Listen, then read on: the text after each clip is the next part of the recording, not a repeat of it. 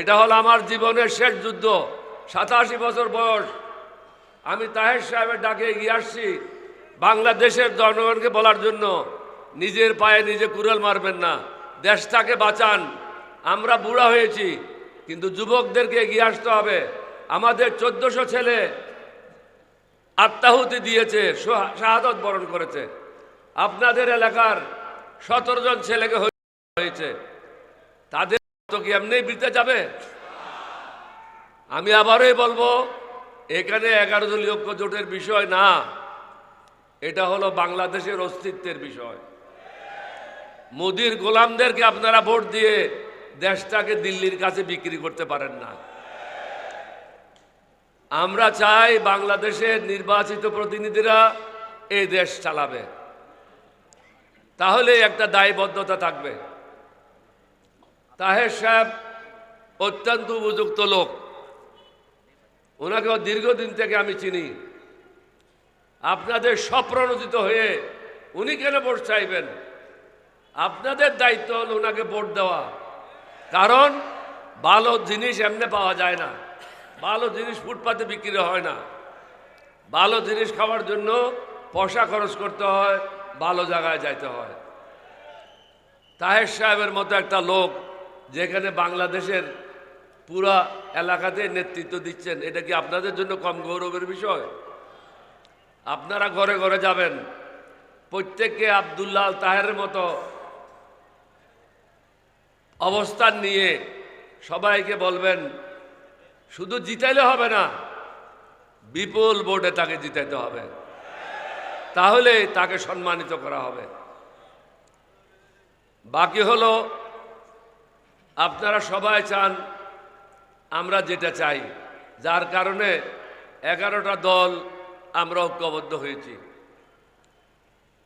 অনেক সরকারি কর্মকর্তা যারা ইউনিফর্মে আছে, পুলিশে চাকরি করছে, আনসারে আছে, arm forces, army, navy, air force, তারা স্বল্প বেতনে চলাটা খুব কঠিন।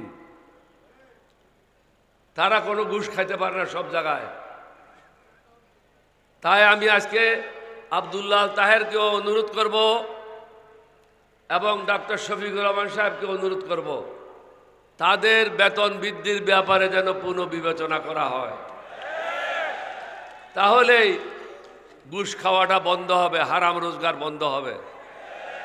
আমরা শুধু বলবো হারাম রোজগার বন্ধ করেন আর সুযোগ সুবিধা দেব না, এটা তো হয় না। অনেকে মনে করে জামায়াত ইসলাম আসলে বোধহয় সবাইকে বোরকা পরাই দেবে, বেহেশতে নিয়ে যাবে, এরকম কথা তো কেউ বলে নাই। আমরা বলছি ন্যায় শাসন হবে, সুশাসন হবে, মাদেরকে সর্বোচ্চ স্থান দেওয়া হবে, মর্যাদা দেওয়া হবে, কারণ তারাই আমাদেরকে জন্ম দিয়েছে।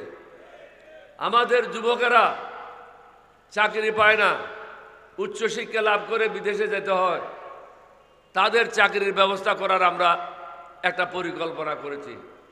অর্ধশিক্ষিত যারা আছে তাদের চাকরির জন্য, বড় বড় যারা ভালো ব্যবসায়ী আছে তাদের মাধ্যমে আমরা নতুন নতুন শিল্প কলকারখানা করে তাদের চাকরির ব্যবস্থা করব।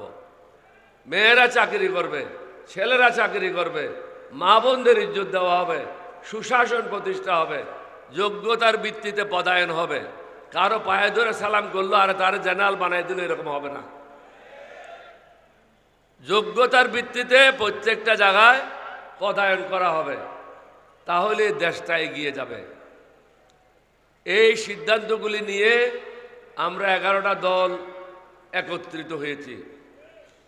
এখন জাতিকে সিদ্ধান্ত নিতে হবে,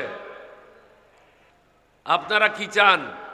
আপনারা কি দুর্নীতিবাজদেরকে ভোট দেবেন, না যা সুশাসন চায় তাদেরকে ভোট দেবেন, যারা ন্যায় প্রতিষ্ঠা করতে চায় তাদেরকে ভোট দেবেন? অনেক দেরি হয়ে গেছে। আমি একটা স্বপ্ন নিয়ে তরুণ ক্যাপ্টেন হিসাবে বিদ্রোহ করেছিলাম, আমার ভাইদেরকে দিলাম। কি কারণে? কারণ এই এলাকার লোক বঞ্চিত ছিল। 5-10 হাজারের বেশি লোক বিদেশে যাইতে পারে নাই, কারণ রাওয়ালপিন্ডি গিয়ে তাদের পক্ষে ভিসা নেওয়াটা সহজ ছিল না। তখনকার দিনে কুমিল্লা থেকে ঢাকা যাওয়ার জন্য কঠিন বিষয় ছিল। অর্থনৈতিকভাবে মানুষ সচ্ছল ছিল না। রাওয়ালপিন্ডি যাওয়ার তো দূরের কথা। ঢাকাতে এমবেসিগুলি হওয়ার কারণে আজকে কোটি লোকের উপরে বিদেশে চাকরি করতেছে। তাদের পয়সার কারণে বাংলাদেশের রিজার্ভ বৃদ্ধি পাচ্ছে। আমাদের স্বাধীনতার যুদ্ধ করার পিছনে অনেকগুলি কারণ ছিল, যে আমাদের লোকদের মাধ্যমে বাংলাদেশে আমরা সুশাসন প্রতিষ্ঠা করব, ন্যায় বিচার প্রতিষ্ঠা করব, মানুষ সুখে শান্তিতে বসবাস করতে পারবে। আমরা কিন্তু সেটা নিশ্চিত করতে পারি নাই। এবার আমার জীবনের শেষ যুদ্ধ তাহের সাহেবদেরকে সাথে নিয়ে, সেটা হলো সুখী সমৃদ্ধশালী সকল ধর্মের জন্য সমান অধিকার নিশ্চিত করে একটা সুন্দর বাংলাদেশ গঠন করা। এটাতে সমগ্র জাতিকে ঐক্যবদ্ধ হতে হবে। ঋণ খেলাপিদেরকে ভোট দেবেন না, চাঁদাবাজদের ভোট দেবেন না, দুর্নীতিবাজদের ভোট দেবেন না, মাস্তানদের ভোট দেবেন না, যারা ভোট ডাকাতি করে তাদেরকে ভোট দেবেন না, যারা অন্যায়ের পথে চলে তাদেরকে ভোট দেবেন না, যারা আল্লাহ রসুলের পথে চলে তাদেরকে ভোট দিতে হবে। যারা আল্লাহ রসুলের পথে চলে তারা অন্য ধর্মের লোককে কোনো ক্ষতি করতে পারে না। তাদের হাতে হিন্দু বৌদ্ধ খ্রিস্টান সকলে নিরাপদ। বিএনপির হাতে নিরাপদ না। আওয়ামী লীগ যাওয়ার পরে মাঠে কে চাঁদা উঠাচ্ছে? জামাতের শিবিরের ছেলেরা করণ বাজারে একদিন দাওয়া দেওয়ার পরে 100 টাকা সিম 50 টাকাতে চলে আসছিল। 100 টাকা সিমের দাম ছিল। চাঁদাবাজদের যখন দৌড়ে দিল 50 টাকা সিমের দাম হয়ে গেছে। এমনি জামাতের নাম শুনলে পায়খানা প্রস্রাব করে দেবে।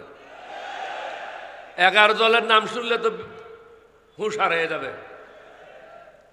এখানে দাঁড়িপাল্লা, অন্য জায়গায় অন্য মার্কা। সমগ্র জাতিকে অনুরোধ করব, একজন ক্যাপ্টেন ওলি যে প্রথম বিদ্রোহ করেছিল সেই বিদ্রোহী হিসাবে সঠিক পথে আসেন। 11 দলীয় ঐক্য জোটের প্রার্থীদেরকে ভোট দেন, আমাদেরকে একবার সুযোগ দেন। আমি নিজেও 3 বার মন্ত্রী ছিলাম। হাসিনা 3 বার আমার বিরুদ্ধে দুদকে মামলা করেছিল। আল্লাহর মেহেরবানি, আপনাদের দোয়া, কোনো কিছু পাই নাই। সৎ ব্যক্তিদের শাসন প্রতিষ্ঠা করতে হবে, না হলে বাংলাদেশ কখনো মুক্ত হবে না ভারতের হাত থেকে। ভারত কখনো চায় না বাংলাদেশ এগিয়ে যাক। আমরা কিন্তু ভারতের বিরুদ্ধে না। ভারত যে পলিসি বাংলাদেশের এখানে প্রয়োগ করছে সেই পলিসির বিরুদ্ধে আমরা। অন্যের কারো ক্ষতি আমরা করতে চাই না। আমরা চাই প্রত্যেকে নিজের নিজের দেশ পরিচালনা করবে, আমরা সবাই সুখে শান্তিতে মানুষ হিসাবে বসবাস করব। আমাদের চাহিদা তো সীমিত, আমরা শান্তি চাই। আমরা তো টাকা চাচ্ছি না। সেই শান্তিটা দিতে পারে জামায়াতের নেতৃত্বে 11 দলীয় ঐক্য জোট।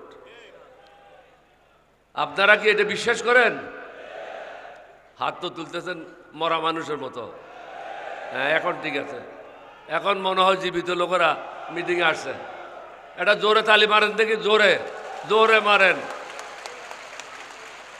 দুর্নীতিবাজদেরকে পলাইতে হবে, দুর্নীতিবাজদেরকে জেলে দিতে হবে, তারপরে দেশ মুক্ত হবে। আমারও তাড়াহুড়ো আছে, মহেশখালী যেতে হবে। আবার আমি সবশেষে আবার অনুরোধ করব, জাতি ধর্ম দল নির্বিশেষে সৈয়দ আবদুল্লাহ মোহাম্মদ তাহের সাহেবকে বিপুল ভোটে জয়লাভ করাবেন।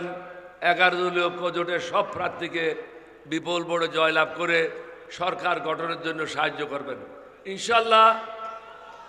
আমার নবীর দয়ায়, আল্লাহর মেহেরবানিতে 11 দলীয় জোটের সরকার গঠিত হবে আগামীতে, অন্য কোনো দলের না।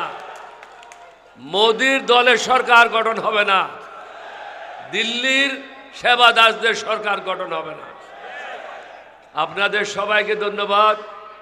বাংলাদেশ জিন্দাবাদ, 11 দলীয় ঐক্য জোট জিন্দাবাদ।